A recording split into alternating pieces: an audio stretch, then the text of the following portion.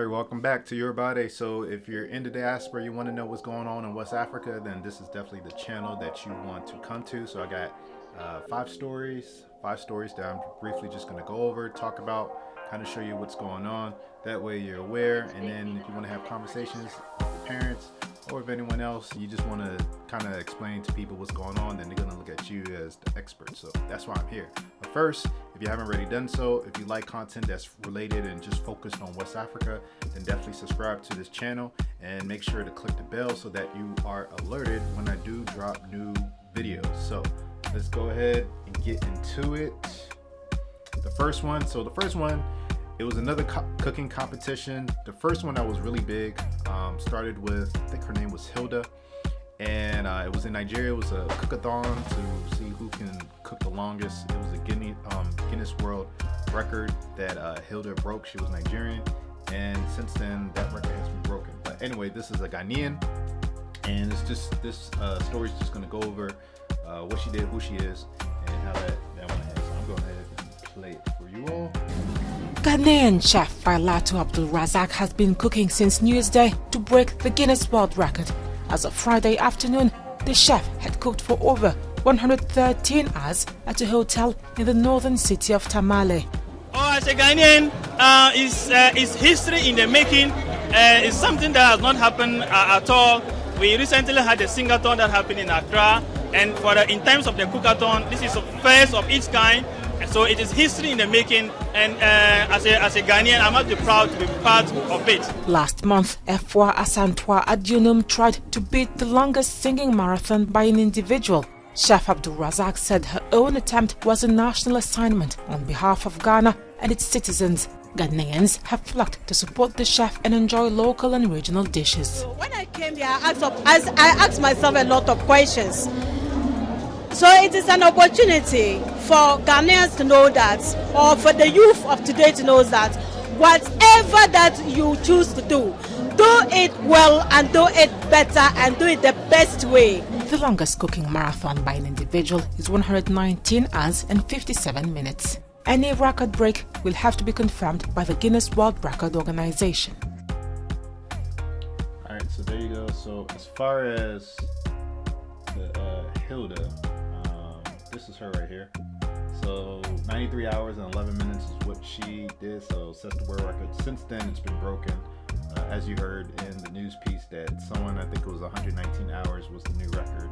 But it's just interesting that you got a lot of, so you had the Nigerians that really made it a fiasco, and now it's Ghanaians that are trying to do the same thing. So this is just one of those positive stories where it's not all about doom and gloom and what's the negative things that's happening in West Africa. So I at least like to share the positive stories when I do come across them. So those are that story. The next story I'm going to talk about, we're just going to head over to Senegal to see what's going over there with their elections. I believe their elections are coming up in February, and they're having issues with the #1 contender. Kind of the same thing that's happening here in the US with Donald Trump, and a lot of states are trying to, or some states are trying to take them off the ballot so that people can't vote for them.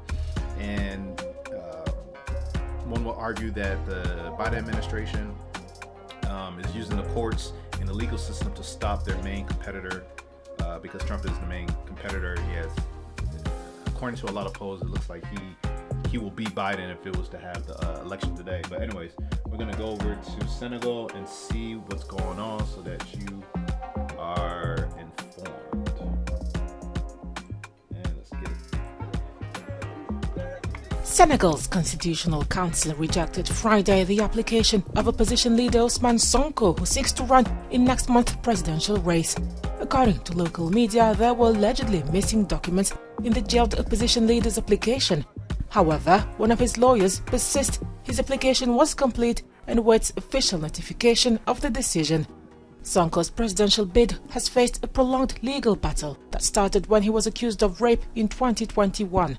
Last June, he was acquitted of the rape charges but convicted of corrupting youth and sentenced to 2 years in prison, which ignited deadly protests across the country. The Constitutional Council decision comes after a top court upheld the defamation conviction against the leader of now-dissolved Pastef Party on Friday. The council has the final say on all the candidacies. Eligible candidates will be announced by mid-January.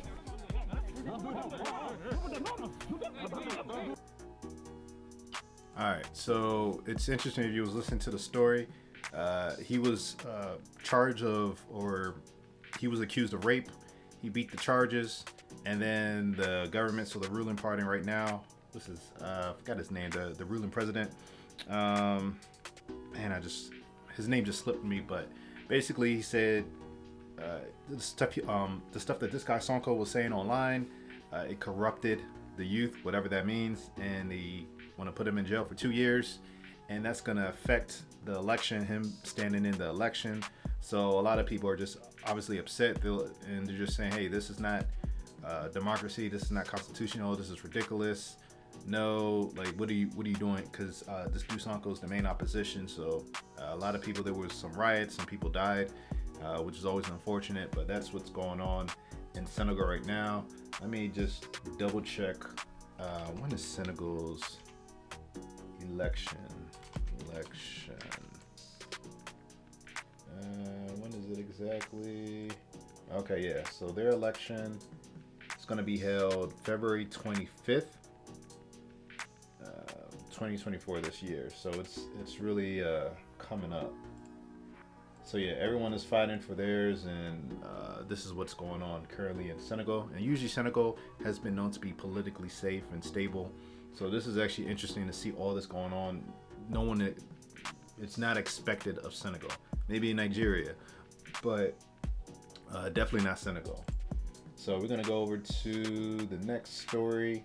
And so if you wasn't aware, there was a attempted coup in Sierra Leone. I think it was in November, and it was an attempted coup. So the army or the people or the president was able to stop the coup, and it was trying to figure out who are the ringleaders of this coup.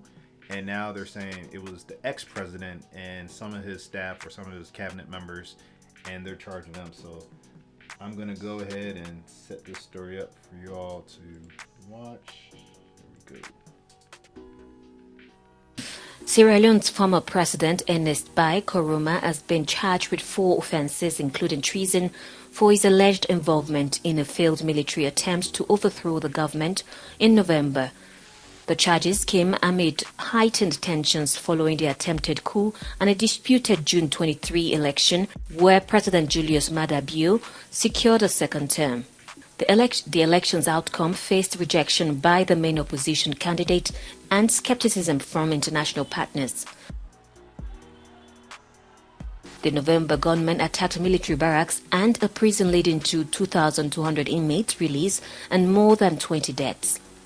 The government attributed the incident to a foiled coup, mainly involving Koroma's bodyguards. The ex-president, charged with treason, misprision of treason, and 2 counts of harboring, condemned the attacks. His lawyer called the charges a political vendetta.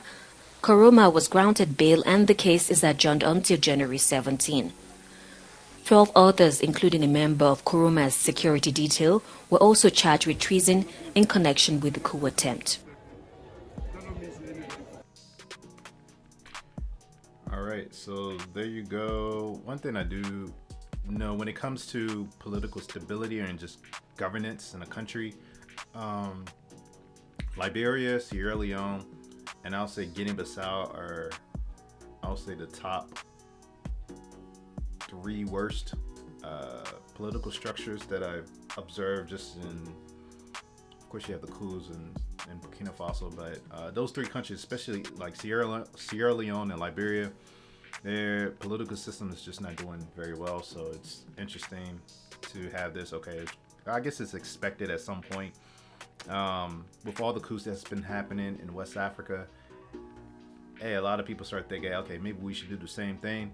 We could get some quicker change. We could do something, but a lot of time when these coups happen, there's no real long-term plan. There's no real transition plan. Guinea is still talking about they were supposed to transition to civil leadership and have elections, but the Guinea coup leaders pushed that back. Mali, the same thing. They were supposed to have elections, but they pushed that back. I think they said it was safety issues, and Mali has notoriously been combating just terrorists. So there's a lot going on in these West African countries, especially when it starts coming to the cool. And a lot of people are starting to speculate, maybe Nigeria, someone is attempting to do that as well, because as we all know, Nigeria is just doing very poor. So, but that's what's going on in Sierra Leone. If you didn't know about it, now you know about it. So hopefully they figured their stuff out and everything is good. So we're gonna kind of go on a more positive note. So if you're not aware, AFCON 2023 is happening. It's about to happen right now. I think the first game is January 12th or 13th, so it's actually coming up this weekend. And AFCON is African World Cup, or African Cup of Nations. And I recently learned about what it was. So just African nations battling themselves in football, or American or soccer in America. But they're doing their battle, and I'm gonna get into it's being held in Ivory Coast, Cote d'Ivoire, and they're hosting, and everyone gets to see. I think it's 5 different cities in Cote d'Ivoire where they're having the games, and I'm gonna go into that report so you kind of know what's going on with that if you're following it. Here we go. All is now set for the AFCON 2023 tournaments to be hosted in Ivory Coast in January. Ivorian Football Federation (FIF) on Wednesday said this as it presented its recently renovated stadiums to the press. As you can see, COCAN's mission is first and foremost to organize and deliver the operations and infrastructure needed to ensure the success of AFCON 2023. Above all, to unite the general public and the nation's economic forces around this major event, to build a legacy in terms of services and infrastructure for sport and the people of Ivory Coast. The tournament, with 52 matches, will be held in 5 cities: Abidjan, Yamoussoukro, Bouaké, San Pedro, and Kohogo, with fan zones in each host city. Once the AFCON has been offered, all the necessary measures will be taken to ensure security and quality of life in the city of Abidjan. For those who know Ivory Coast, there's a saying that goes, Abidjan is sweet, it's universal. And so we're going to make sure that all foreigners appreciate it. And that's at the organizational level. This will be the second Africa Cup of Nations finals to be organized by CAF in Ivory Coast. For about 15 years, we had no stadiums in Ivory Coast. We had to go and play away from home for Ivory Coast matches. The president understood that it was important to offer his young people an environment and conditions in which they could flourish. AFCON 2023 will be held from January 13 to February 11, 2024 in Ivory Coast, where 24 teams will battle for the continental title. Alright, so there you have it right there. That's what's going on, AFCON. I wish I was able to be there. If I knew about it earlier in last year, then I would have tried to set up something where I can actually be in Cote d'Ivoire right now. But it was just, I learned about it in November that they was actually having a tournament this year. I didn't know it was like pushed back. But yeah, if I knew about it sooner, then I definitely would have tried to arrive and be here. So I want to play another video of the actual rounds, or just the different groups of teams that are going to be playing, so that, hey, if you're following this, if you're interested in it, then you can kind of understand, or you kind of know who's playing. Ladies and gentlemen, Reaction is following the announcement of draws of the group stage of the Total Energies CAF Africa Cup of Nations Côte d'Ivoire 2023, as the official draw set up some tantalizing matches following Thursday's event in Abidjan. La poule la plus difficile. The most difficult group, it seems to me, is Group C, where the reigning African champion, Senegal, play, and where we'll meet Cameroon, and everyone knows what a Senegal-Cameroon match is like. We still have in mind what happened in 2017 when Senegal was eliminated in the quarterfinals by Cameroon despite being one of the favorites. Behind them, Sadio Mane and company face 2 big derbies against Guinea and Gambia, 2 teams on the rise. We'll also be looking at Cote d'Ivoire, the host nation, whose main opponent will be Nigeria. But beware, behind them, there are teams like Guinea-Bissau who've accumulated a lot of experience, as this will be their 5th consecutive qualification. In Group A will be a West African affair, as hosts Cote d'Ivoire were paired with regional rivals Nigeria, Equatorial Guinea and Guinea-Bissau, while defending champions Senegal were pitted against Cameroon, while record winners Egypt renewed hostilities with Ghana after the draw was made. Décerner l'ultra favori de cette compétition, ce serait le Maroc, demi-finaliste de la Coupe du Monde. If I had to pick the ultra favorites of this competition, it would be Morocco, semi-finalist in the World Cup, and even if it's not in it. Le Senegal, le Maroc. 11 February 2024.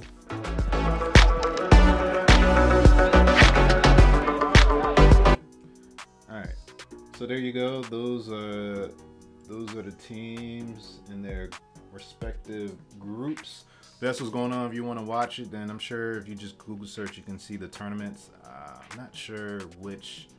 I'm not that big of a football fan, but I actually do want to understand more about the history of just football and how it all started, especially in just Africa, the Africa War, all that stuff. I'm actually curious to know more about it. I used to play when I was little, but not anymore. So those are the stories that is happening, or the bigger stories that's happening in West Africa, and I'm going to end it with one interesting story that I came across on IG, Instagram. So if you're on Instagram, you want to follow me, then my links are at in this video's description. It's YORUBADE. You can follow me there. You can kind of see what I'm doing, and then all the stuff that I post is geared towards just learning more about West Africa, some historical facts and stuff like that. But interesting stuff. You can follow me there, and then especially if I go to like different events. So let me just show you what's going on. This is in Nigeria, so apparently I'm gonna put the volume down.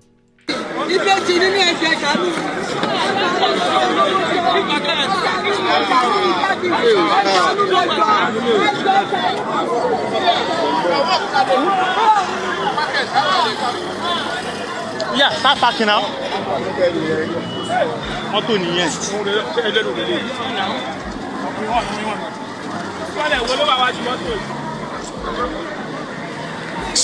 Hello, take it there first. Take it there first. Take it there first.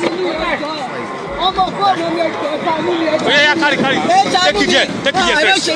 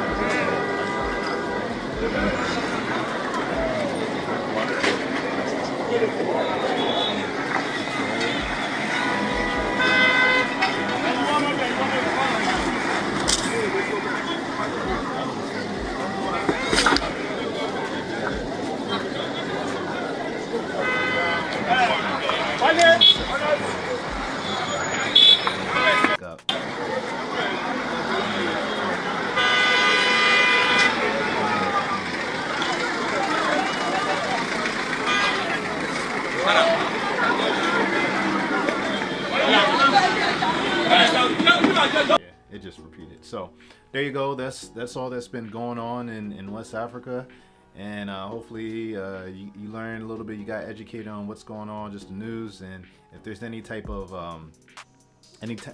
stories that you want me to cover that's been recent or even in the past that you want me to cover, then just leave it in the comment section down below. I'm curious to know if you're following AFCON. Let me know what team that you're rooting for, and yeah, let me know what team you're rooting for. I don't know who to look for, who's the better team, so I'm just curious to know how y'all feel about that. And also this last story about the Lagos government just taking away people's food products? Like, do you feel, okay, it's just necessary, it's just to teach people, hey, you can't keep going against the rule of law, or do you think it would have been a more effective way to go about it? So let me know your thoughts. Appreciate you watching this video. Oh, by the way, if you are in the DMV area, you're looking for some cool West Africans to hang out with and do different events with that doesn't just involve going to the club, then you definitely want to check out my meetup groups. All the links are going to be in this video's description. And also, if you are ready to change your life, better your life, attain your goals, reach your goals, then you definitely want to check out my 7-week business course. Really, it just focuses on personal development and also the basics of just starting a business. But I really try to go heavy on just the personal development side so that you develop yourself, because if you develop yourself, you develop your mind, and you can pretty much attain anything that you want out of life. So definitely check out the link in this video's description. It's a 7-week course. About half of the first week is actually free. It's just open. So what's this? So all this is open, and then the psychology of entrepreneurship. Let me see. Right here, a lot of this stuff. So law of attraction, law of expectations, so there's a lot of good stuff you can check out, and if it's for you, then definitely go ahead, sign up, get that course, start the year off right, and do something different for your life. You want different outcomes, and you can't keep doing the same thing. You have to change, you have to grow. So there's your opportunity. That can be your first step so that you can get to where you want to get to. All right, appreciate you. See you in the next video.